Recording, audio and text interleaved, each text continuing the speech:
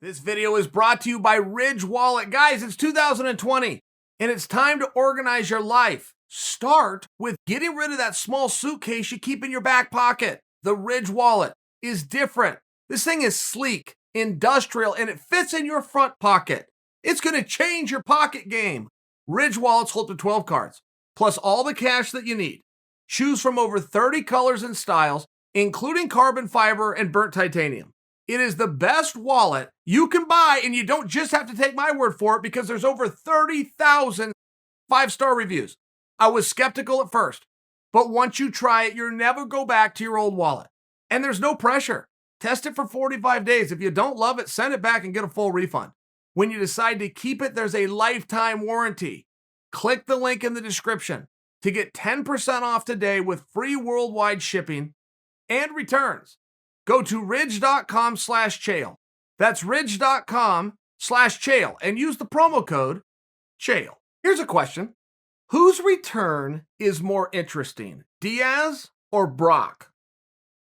And before you give me a name, there is some variables to consider. By example, are either one of them even coming back? Like, is this even an option? Or are we just having one of these fantasy dialogues, which in all fairness are a little bit fun to have, but they're every bit as annoying as they might be fun and entertaining? It's a little bit annoying. Oh, this guy's coming back. Is he? Before we all start talking GSP and Khabib, can that fight happen? I mean, you see the problem. So I am very light on the idea of Brock. I mean, I'm very, very light of it. But now both promoters, Dana and Coker, have at least lended a hand to the conversation that is Brock. And I don't know that I have ever bought the idea that Brock wanted to leave fighting. He didn't need fighting when he signed the contract with the WWE. It then precluded him from fighting. But I don't know that I've ever bought the idea that he didn't want to. I think that Brock really did like that lifestyle. You can tell by looking at him, the guy likes to work out. He's one of those guys. But he's also a competitor. And I think that part might be a little bit harder for everybody to accept, see, and understand. You would have to go to a younger Brock to really see that. In his amateur wrestling days, by example, he wrestled collegiate. And he did very well in the junior college and got picked up by the Division I Minnesota and did even better there. But, and there is a but, he also needed to do that once he signed his scholarship. He needed to go out and compete. He needed to put on that Minnesota singlet, show up at whatever dual meet and tournament they had agreed to go to. All right. He didn't need to then go do out of collegiate competitions. By example, he used to show up to something called the University Nationals, which is a freestyle event, and you have to love wrestling, want to have those matches and those competitions, and it is very much a volunteer process. There's no part of that tournament, just by example, that is tied to your scholarship, the University of Minnesota. Brock used to go to that tournament. And Brock was a real competitor that was looking for matches. And it was not like you might think where he's coming in and smashing everybody. There was push and pull, and it was tough, and he'd win some, and he'd lose some, and he'd come back 40 minutes and try again. He was a real competitor. And that's just not a switch that you can flip on and off. I will just share with you, without speaking to Brock, that he is a competitor. And it would not stun me to find out that those juices, even at 44 years old, have not gone away.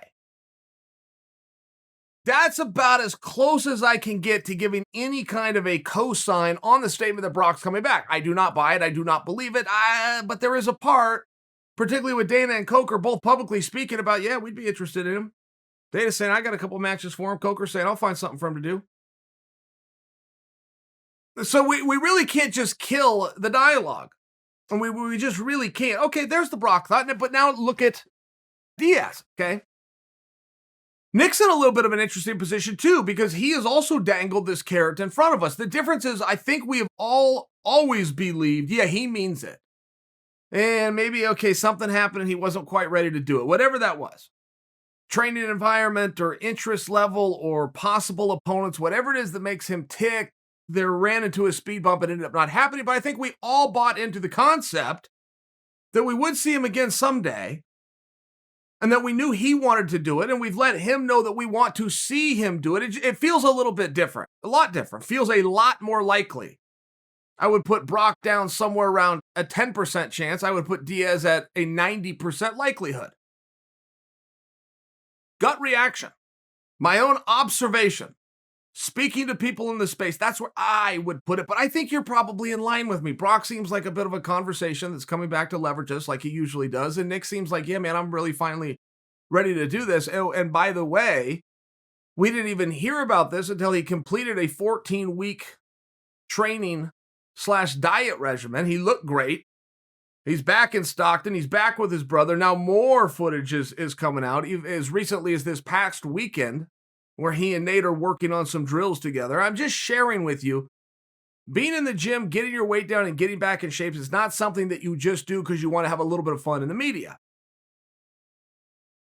Nick really does not have any other outside ability to monetize or gain or garner attention that could be useful in any walk of life other than to go in there and compete. Brock, on the other hand, we can see very clearly what he could be doing for leverage and what that motivation would be and where it would come from. All of that dialogue aside, I will still ask the question, the same question that I brought up to you 5 minutes ago, which is just quite simply, who are you more excited to see? Because on first glance, it would be Brock. I mean, at any other time, it would be Brock. But there's something about Nick Diaz, and there's something about the return. And both of those guys have always done a very good job of understanding the only principle in economics that you need to know: supply and demand. They have both always done a very good job of building demand while taking supply away. It's just one of those things. It's just one of those things. And I would tell you, if I was to answer that question back to you, I would have to have one more detail, which is who's the opponent. Okay, Brock's coming back, but against who? Okay, Nick's coming back, but against who? Once we get those possible details, which possibly are details that we aren't going to get, once we get them, I'll at least be able to answer my opinion of that question.